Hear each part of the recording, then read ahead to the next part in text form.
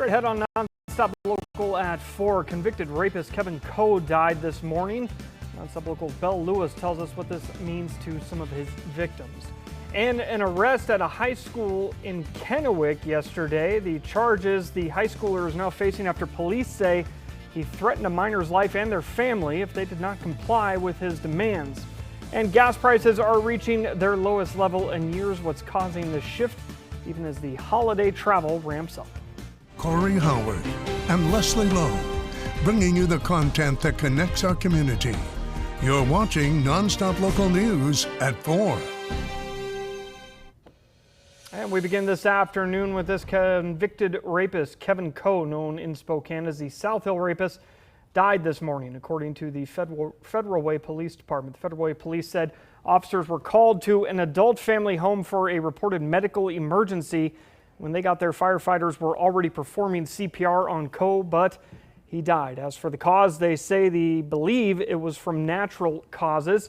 Authorities believe Coe was responsible for a series of sexual assaults on Spokane's South Hill between 1978 and 1981. Coe was arrested in 1981, but a series of appeals led to a second trial in 1985 where Coe was convicted of only one rape charge. He served the maximum sentence of 25 years before being committed to McNeil Island. Just 2 months ago, the state saying that they had to release Coe. Another dismissal trial was held in Spokane Superior Court where several of Coe's victims gave statements. NonStop Local's Belle Lewis joins us live now from the South Hill. And Belle, even though it was one woman's testimony that led to Coe's conviction, several other victims gave statements about the impact of his crimes during that release hearing. Yeah, Corey, several women did give statements during that proceedings. But first, I want to tell you about the woman whose assault case ultimately led to Coe being imprisoned for that 25 years and then that time on McNeil Island. Now, Julia Hermia told us, quote, "It's a tremendous relief, but at the same time, I pray for his soul." Now, NonStop Local has done several interviews with Hermia over the years. NonStop Local's Haley Gunther spoke to her in October, where she echoed statements made in 2006. I feel like the little Dutch boy with my finger in the dike. Because I kept the monster in the cage. Now, during October's proceedings, the judge made it clear that Coe was going to be released by law. But she did give Coe's victims an opportunity to address the court. And those statements reflected the profound negative impact Coe had on these women's lives. One victim saying that Coe's release made her relive everything again, saying it was like, quote, a re-rape. And another woman calling Coe an animal who crashed into me.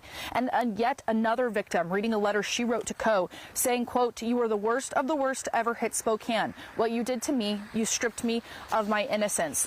Now, we also reached out to the prosecutor in the latest court proceeding, Prosecutor Preston McCallum, for a statement. He said Coe's passing was as unimpressive as his life. In Spokane, I'm Belle Lewis, NonStop Local. Thank you very much, Belle. An 18-year-old high school student, Jonathan Solano Abadillo, is being held on suspicion of first-degree extortion and communication with a minor for immoral purposes. Solano had his first court appearance today. Bail was set at $100,000 and another court date will be coming up on Monday. We obtained the probable cause document that details what led to Solano's arrest.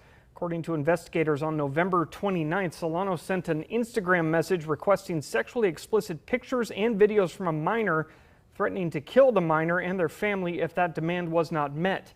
Kennewick police were notified of these messages a few days later on December 1st. The next day, Solano was arrested while at school and taken to the Benton County Jail.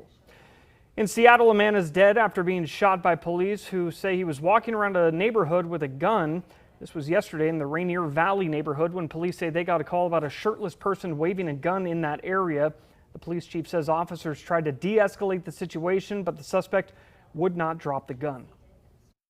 One officer tried to negotiate or to de-escalate the situation, but again, a person with a weapon, time really is not on your side unless you have immediate compliance. When the suspect went down, he was still carrying or holding on to his firearm.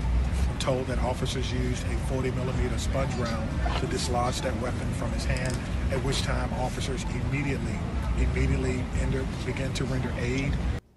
Seattle police say no officers were injured during that shooting.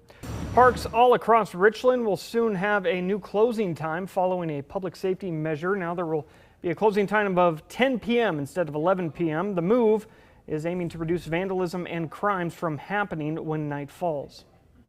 Claybell Park was a park that we were having what we would consider a major incidence of vandalism. So that would be like the fixtures completely smashed inside a restroom facility. That was happening at least twice a month of a major instance. And then we were having almost daily issues with graffiti or other kind of smaller acts of vandalism.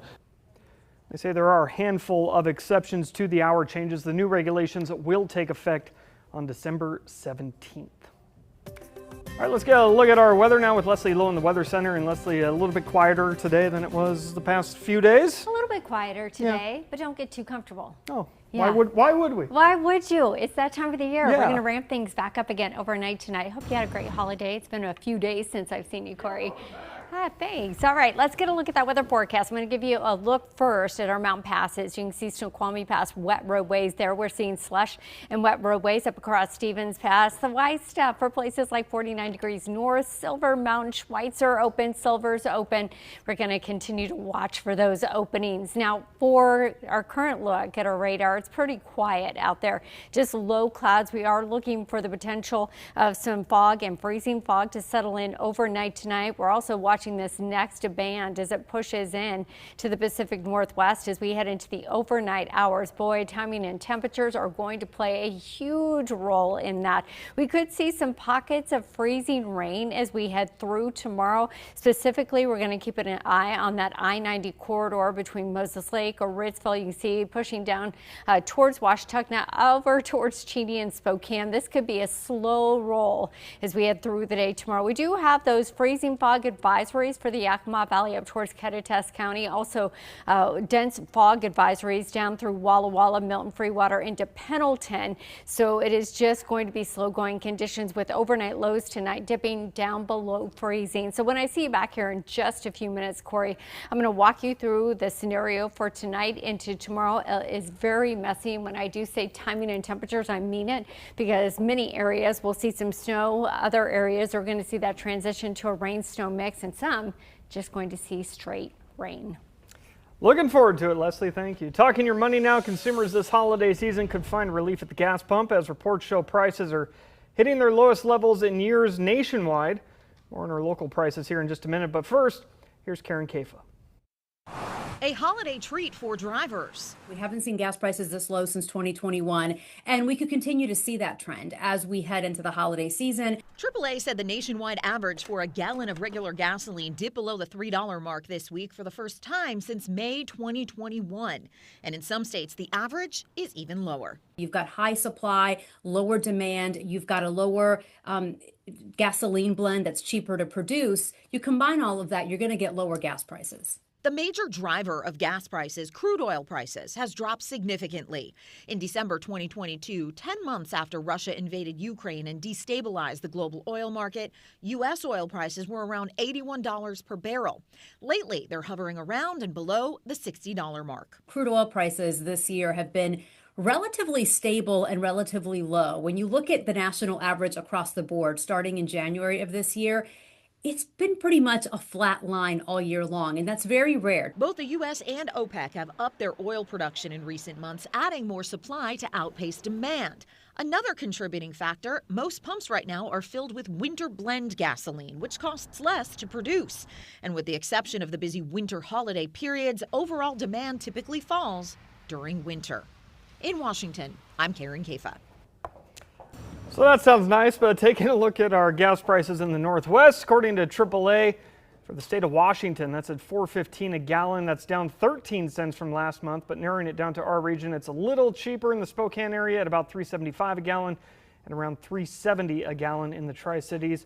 Idaho as a state sits at $3.21 a gallon. That's down 14 cents from last month. Coeur d'Alene seeing average prices under $3, which sits within that national average of about $2.99. Still to come here this afternoon on NonStop Local at 4.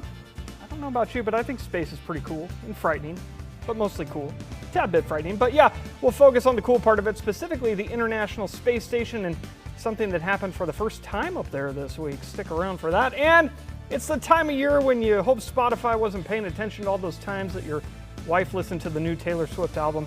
It's Spotify rap season. Leslie and I are chatting about who we listened to this year. Did Taylor make the cut? Stick around to find out. How could she not have? Yeah. I mean, she makes it every year. Of course she does. Of course she does. Live look over Spokane. Pretty quiet out there right now. However, we are looking for fog, freezing fog, and our next system to make its move overnight tonight. All those details when I see you back here in just a few minutes.